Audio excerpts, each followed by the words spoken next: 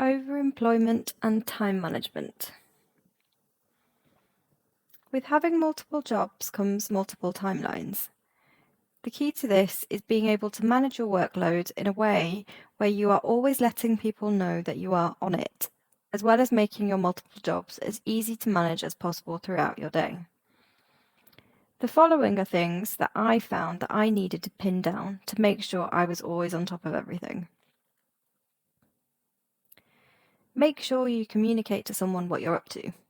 This way, if someone is questioning what you're doing, XYZ will say, "Oh, but they're working really hard on it. I've seen it myself." Sandwich in meetings at your other jobs so that you can be active there as well. Often, there will be times in your job where you don't have to be online. Use this as an opportunity to check in with people at your other jobs. Your desk setup has to be perfect to allow you to do this seamlessly. This means a desk with multiple laptops and screens. These are often provided by the employers. Buy a KVM, a button that allows you to switch between computers while using the same mouse and keyboard. You will most likely be sent at least one set by one of your multiple employers. From my own experience, I would recommend only have one job that is very high octane, where your attention is needed more than others. The other jobs can be administrative, writing, or managing. For me, the following was how it worked out. Job 1 was very laid back, that I was quite senior in. This meant high pay and little work. Job 2, management based, making sure other people were on top of their tasks. Also high paying, but very little actual input from my side. I quite enjoyed this one. Job 3, task based, meet the deadline, mid to low pay. This is not my favourite type of job. I like being in leadership type roles, and this particular job was fairly junior, with no leadership requirements. Job 4, management. As long as the ball is in someone else's court, you're fine. Mid to high paying. Job 5, bit more hands-on. Requires meetings with international clients, but often have hours at a time where I have a lot of empty space because of the international time zones. I can sandwich in my other jobs. Very high paying. I like this role. I get paid well, and I manage my time well, and I have a leadership role. Another thing that's really important to figure out early on in your overemployed journey is to determine how long it actually takes you to do your job at hand. And guess what? It's not 9 to 5. You don't need 8 hours to do your job.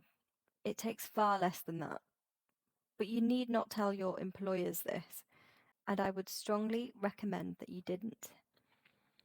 You interviewed, possibly multiple times, for a job. They offered you the role based on your skills, qualifications, and that's what they're paying you for. They are not paying you for your hours, but for the task you're able to complete. Now, if there's a disconnect between management or corporate who think they need to give you X amount of time, but you know you only need X over 2 or X over 3, then let this be a secret you keep to yourself. How long will it take you to do the task? Really? Give the time that your line manager gives you and add tax. Give yourself another day. Your line manager will want you to do the work in the shortest amount of time possible, always. But this is not really up to them though. It's more to do with you. Having an extra day to do something will not do anyone, let alone your employment, any harm at all. The above allows you to manage expectations at prospective jobs appropriately and provide deadlines early when you think it will be done. Provide daily updates to let them know of any setbacks that are not your fault. I've had countless times where I was given a 2-week deadline for a task I knew I could do in 3 days. I used the entire time regardless. I won't be given any less salary for it. The manager was quite happy, the task was done, and I was still employed. Wins all round. The best advice I gave myself at the start of my overemployment discovery was to stagger my start times. Every role has a core hours clause. This, at least in the UK, means that as long as you're present or active in the hours of 10 to 4, the start and end times of your day are variable. I take this word as up to you.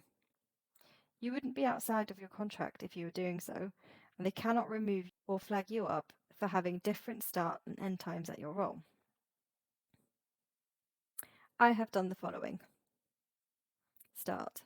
Job 1 at 9 a.m, Job 2 at 9:15, Job 3 9:30, Job 4 9:45, Job 5 10 a.m.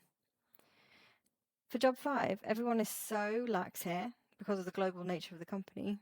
Everyone's times are out of sync anyway. For the end of the day, for Job 1, around 2 p.m. till 4 p.m, purely because I was so senior in this role, I'm calling the shots on my staff. Yes, I'm a firm believer in reaping what I sow. They also had this real flexibility. I would be a complete hypocrite if I asked my staff to be constantly present.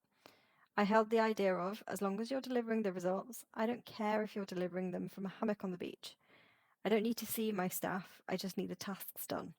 Show me I can trust you, don't tell me. Job 2, 5 p.m. Literally 15 minutes do not matter. Don't beat yourself up about this. Job 3, 5 p.m. too, because the majority of the junior staff would also log off at this time. Job 4, also 5 p.m. Everyone clocked off at 4 p.m. in this organisation. Nobody looked. And job 5, 5 p.m. International time zones means I keep to my strict hours. They wouldn't stay up until midnight for me, neither will I. I may have mentioned this before. I maintain my work-life balance because I won't look back and be all, hey, I should have definitely worked more. No, I'd rather be outside. Obviously, you have the odd occasion where a deadline is coming up. This is more so for the high attention jobs, not the management jobs, nor the junior jobs. So it's very much manageable. At least it has been for me. I'll see you at the next post, yeah? Love and laissez faire.